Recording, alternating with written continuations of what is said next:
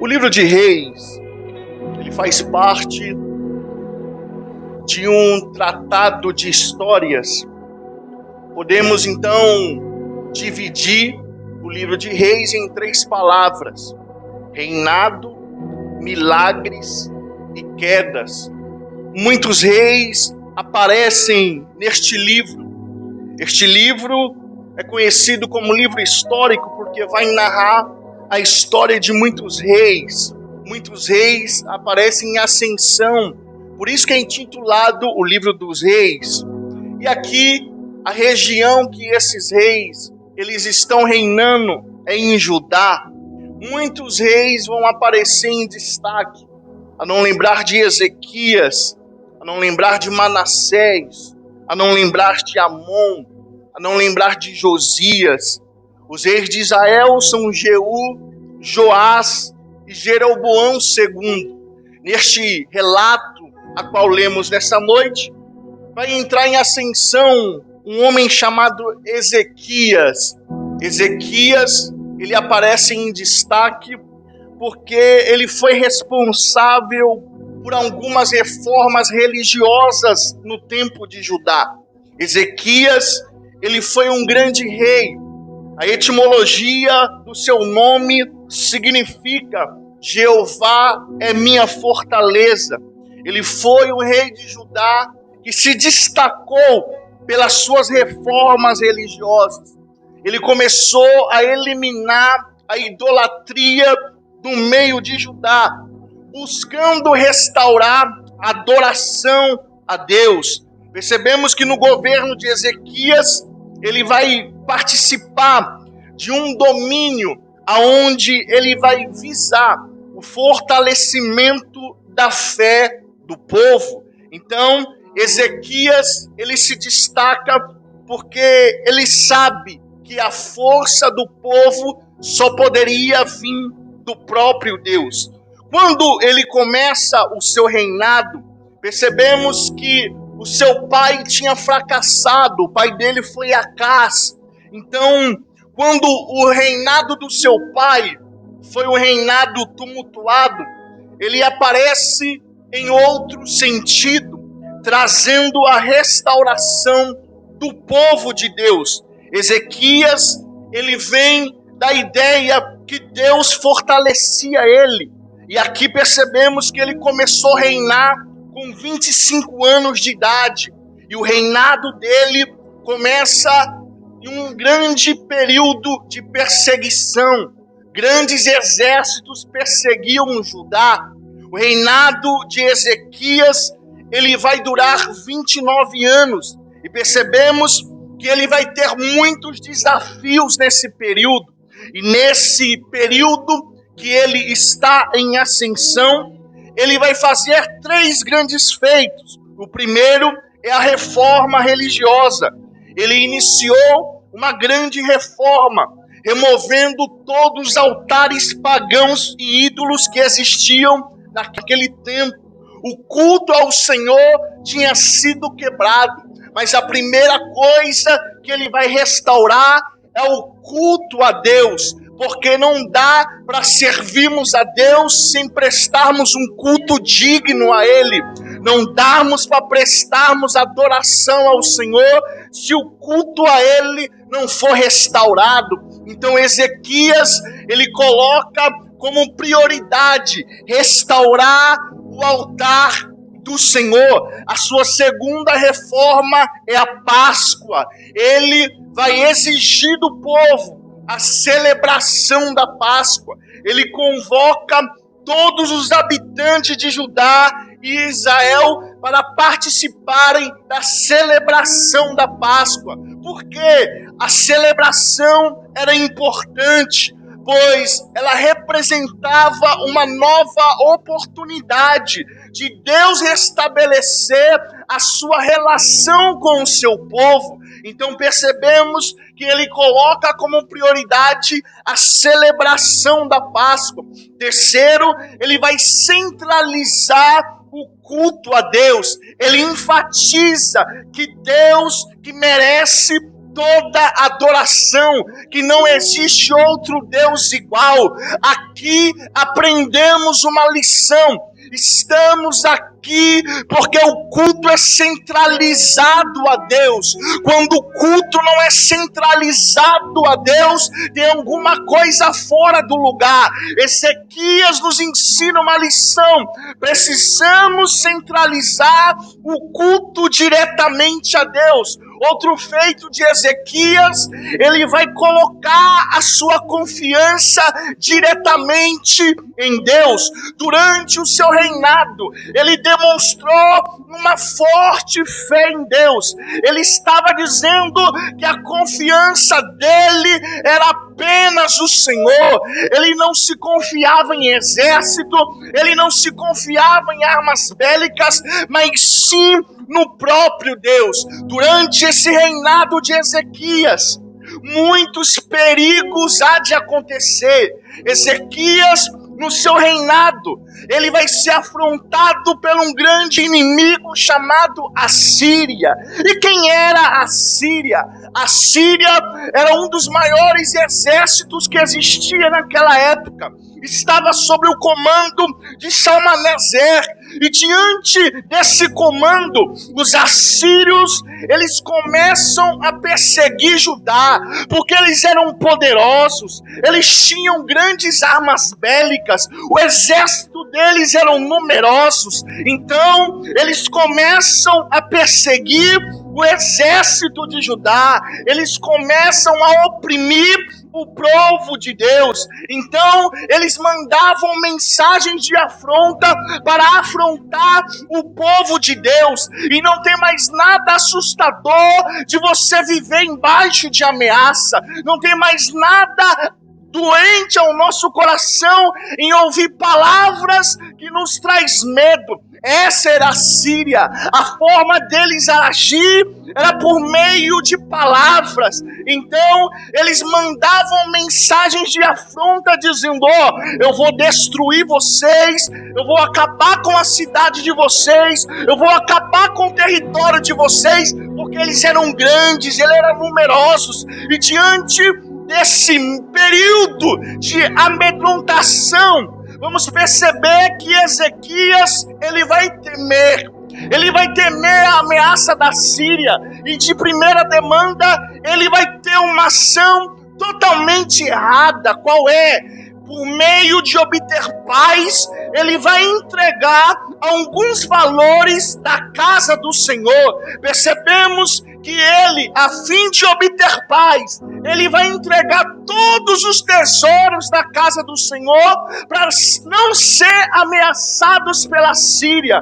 Aqui aprendemos uma lição: inimigo a gente não negocia, inimigo a gente destrói. E tem muita gente negociando com o inimigo por causa do medo. Tem muita gente entregando valores para o inimigo a qual não é para entregar. Pessoas que não estão aguentando a pressão, estão resistindo o medo do inimigo e entregando valores. Mas Deus, ele não chamou um povo covarde. Deus, ele não chamou um povo para negociar valor algum com o inimigo. Deus é o Deus da guerra. Deus é o Deus da peleja. E tem muita gente perdendo a identidade do exército de Deus porque decidiu entregar valores ao inimigo. Após Salmaneser morrer, um outro rei, ele vai herdar o domínio da Síria. E esse foi um dos piores, Senaqueribe. Senaqueribe, ele vai ameaçar Israel. Ele vai ameaçar Judá. Aonde o exército da Síria entrava, eles destruíam, eles envergonhavam e destruíam o Deus do povo. Quando olhamos o relato de 2 Reis, no capítulo 18, do verso 27 ao 32, vamos ver que eles eram cruéis, Eles entravam e devastavam as cidades. Agora Senaqueribe, ele vai fazer outra ameaça a Ezequias. Ezequias, ele vai temer. Ezequias, ele vai ter medo. E aqui, irmãos, a gente não pode esquecer da grandeza do nosso Deus. Tem muito crente que está olhando o tamanho do seu inimigo, mas está esquecendo da grandeza do nosso Deus. Tem muito crente que desviou o olhar do alto, está olhando o tamanho do inimigo, mas esqueceu da grandeza de Deus. Deus, ele nunca perdeu uma guerra. Deus, ele nunca perdeu uma batalha. No seu histórico está escrito invencível. No seu histórico está escrito invicto. Nunca perdeu guerra.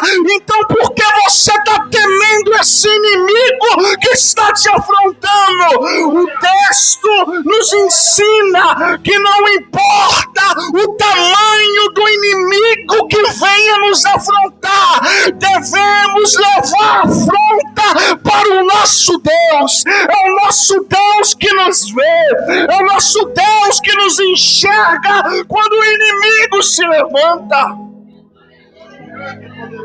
A Síria vai ser astuta. Eles vão usar palavras para amedrontar o povo. E o inimigo, ele tinha um grande exército. Ele tinha um grande poder bélico. Eles eram violentos. Eles tinham riquezas. Eles eram blasfemadores. Aí tem pessoas que olham a grandeza do inimigo e temem. A fama da Síria era grande. Eles se intitulavam grande.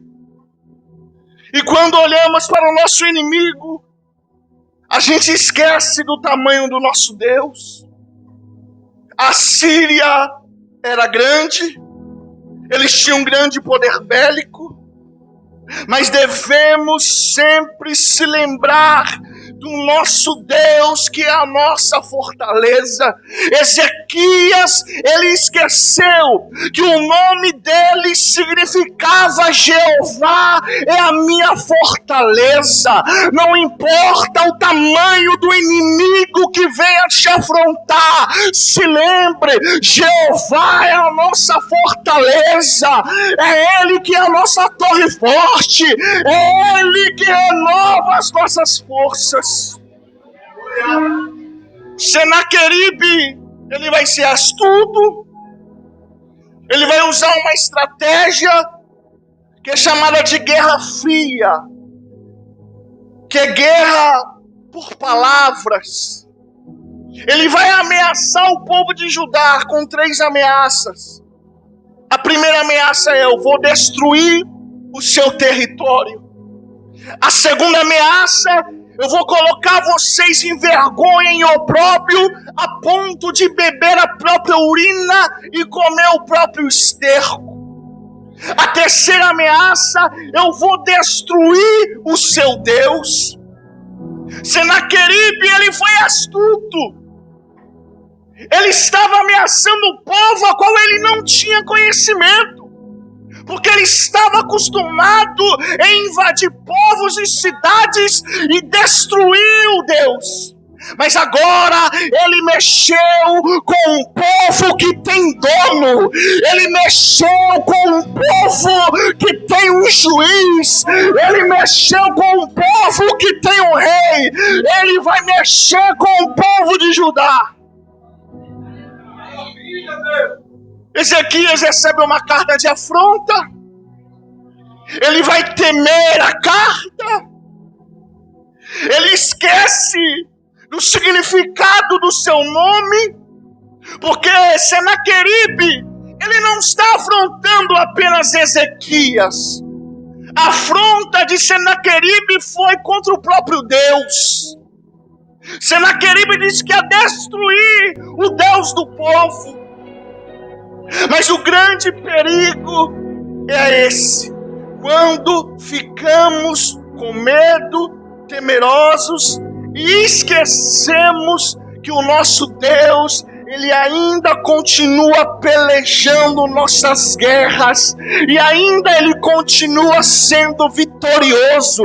Eu vim aqui nesta noite, lá de Itapecerica da Serra, te dizer: eu não sei o tamanho do seu inimigo, eu não sei o grande exército que ele tem, mas eu preciso te dizer: Deus, Ele não perde batalha, e não é a sua que Ele vai perder.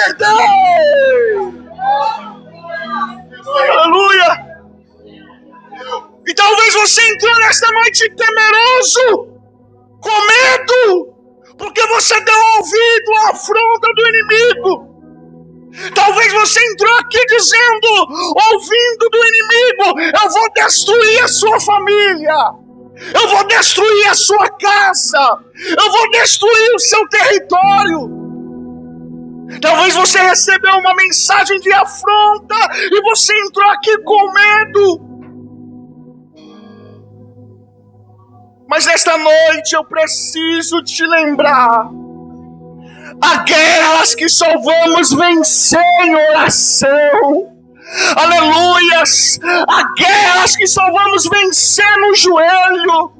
É isso que Ezequias ele vai fazer. Ele vai levar para Deus. Ele vai falar: Senhor, eu recebi essa carta de afronta. Oh Senhor, as palavras dele foi muito dolorosa. Talvez você perdeu a segurança em Deus. Talvez o medo está falando alto no seu coração. Talvez a insegurança e as dúvidas estão batendo no seu coração. Mas Deus, nesta noite, Ele diz: deposite aos meus pés toda a afronta do seu inimigo. Deposite aos meus pés toda a ameaça do inimigo. Isaías 41:10, ele vai dizer: não temas, porque eu sou teu Deus, eu sou contigo. Não te assombres, porque eu sou o seu Deus. Eu te fortaleço, eu te ajudo, eu te sustento com a destra da minha justiça. Aleluias. O que fazer diante de ameaças? O que fazer diante ao medo? Ezequias, ele vai orar a Deus. Ele vai depositar nas mãos do Senhor. A nossa confiança tem que estar em Deus. A oração de Ezequias, ela nos ensina algumas lições. Quando ele vai orar a Deus, primeiro ele nos ensina que somente Deus é Deus de todos os reinos. Ele vai orar ao Senhor e dizer: Senhor, o Senhor é Rei dos Reis.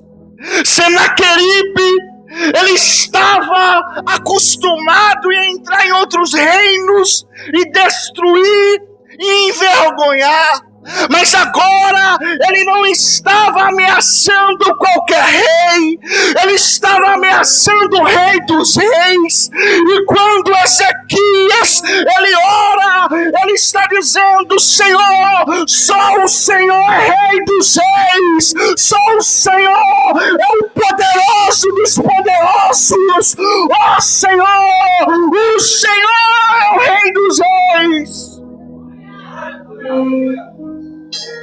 Senaqueribe, ele destruiu os reinados, mas agora ele está mexendo com um grande rei, e esse rei não se abala.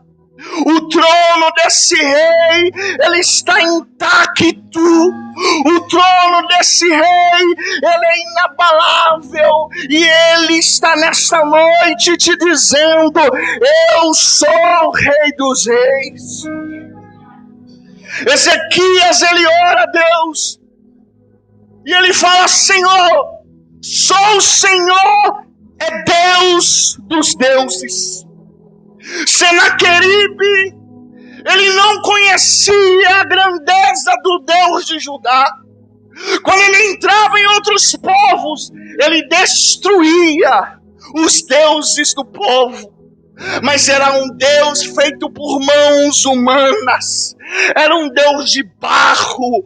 Era um Deus que era apenas uma imagem. Agora Senaqueribe, ele mexeu com o Deus dos deuses, o Deus que é a própria criação, o Deus que é a própria existência. Esse Deus, ele não perde batalha. Esse Deus, ele não se destrói. Esse Deus, ele é o grande, poderoso eu sou. Ezequias ora a Deus, e ele fala na oração dele: somente o Senhor é Deus dos deuses. Ele está lembrando que Deus, ele não é um Deus feito por mãos humanas. Ele não é um Deus derrotado, um Deus de barro como os outros deuses. Quando ele ora a Deus, ele está apresentando que somente Deus é o Senhor. Todos têm que conhecer a grandeza do Deus de Judá. Quando Ezequias ele ora, ele está dizendo: Senhor, faça que Senaqueribe conheça a sua grandeza, porque Senaqueribe estava se gabando da grandeza da Síria. Senaqueribe estava se gabando da grandeza do seu exército. Senaqueribe estava se gabando do seu grande poder bélico. Mas quando Ezequias ele ora, ele está lembrando: somente Deus é o Senhor. Todos têm que conhecer a grandeza de Deus. Não tem poder bélico, não tem arma, não tem exército, não tem cavaleiro. Deus, ele é grande.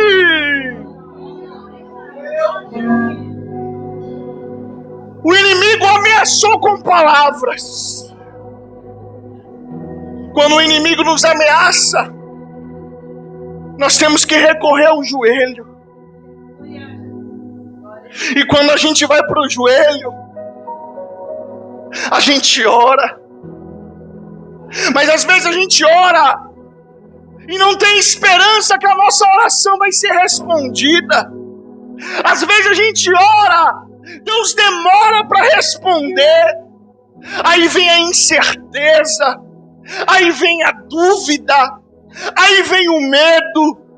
Mas Deus, ele vai responder a Ezequias e dar 3 respostas a Ezequias. E essas 3 respostas eu quero liberar na sua vida. A primeira resposta de Deus para Ezequias está no capítulo 19, verso 32 ao 34. O inimigo não vai pisar no seu território. O inimigo não vai pisar na sua casa. O inimigo não vai pisar na sua família, porque Deus, ele está dando livramento. Aleluia. Ele mandou a mensagem: eu vou destruir, eu vou acabar. Mas Deus responde nesta noite: o inimigo não vai pisar no seu território. Aleluia! O inimigo falou: eu vou destruir a família, eu vou destruir os filhos. Mas Deus, ele libera nesta noite: ele não vai pisar no seu território. Aleluias. A segunda afronta de Senaqueribe: eu vou envergonhar vocês. Vocês vão comer o próprio esterco e beber a própria urina. Vocês vão passar necessidade se vocês não se curvar à Síria. Mas Deus, Ele vai responder a oração de Ezequias, no capítulo 19, verso 29 ao 30. Você vai desfrutar do melhor da terra. Você vai desfrutar do melhor da terra. O inimigo disse que ia te envergonhar, que ia te colocar em opróbrio, mas Deus diz nesta noite: você não vai precisar plantar, você vai precisar apenas desfrutar. Aleluia! Aleluia! Isso não é teologia da prosperidade, não, irmãos, é Bíblia. Aleluia! Você vai desfrutar do melhor da terra. Aleluia! Você vai desfrutar do melhor da terra. Aleluias. Aleluias. Aleluias. Aleluias. Glória a Deus. Deus está falando, aleluias. Deus está falando, aleluias. Vai desfrutar do melhor da terra. Aleluias. E isto será por sinal: neste ano vocês comerão o que espontaneamente nascer, e no ano seguinte o que dá resultado. Mas no terceiro ano semeiem, colhem, plante vinhas, desfrutem dos seus frutos, e o que sobrar da casa de Judá tornará a enraizar-se para baixo e dará frutos para cima, porque de Jerusalém sairá o remanescente, e do monte Sião o que escaparem. O zelo do Senhor realizará tudo isso. Você vai desfrutar do melhor da terra. Você vai desfrutar.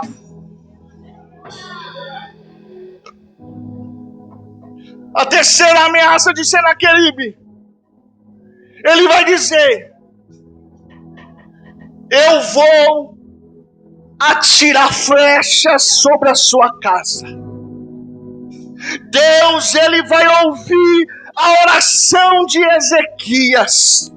E Deus, ele responde a Ezequias: nenhuma flecha virá sobre a sua casa. Aleluia! Portanto, assim diz o Senhor a respeito do rei da Síria: não entrará nesta cidade, nem lançará nela flecha alguma, não virá diante dela com escudo, nem levantará contra ela qualquer cerco, porque o Senhor, ele dá livramento para você. Aleluia. Aleluia. Nessa noite eu vim te lembrar da grandeza de Deus. Talvez você entrou aqui no esquecimento, com uma afronta, com medo na sua porta, mas Deus nesta noite, ele te lembra mais uma vez: o inimigo não vai pisar no seu território. Você vai desfrutar do melhor da terra. Nenhuma flecha virá sobre a sua casa. Aleluia. Se coloque de pé.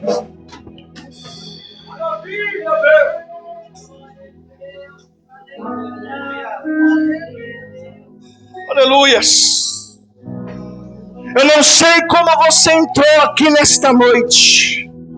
Eu não sei qual foi a afronta do inimigo, mas hoje é o dia que Deus marcou para você depositar nesse altar. Eu quero que você venha aqui à frente depositar no altar do Senhor todo o seu medo, toda a afronta, tudo aquilo que tem tirado o seu sono. Eu quero orar por você. Vem aqui à frente. Você que entrou aqui com medo, você que entrou aqui inseguro, você entrou aqui dando ouvidos às ameaças do inimigo, vem aqui que vamos orar por esta guerra. Vamos orar por esta causa e você vai sair com a sua vitória em nome de Jesus. Aleluias. Cadê a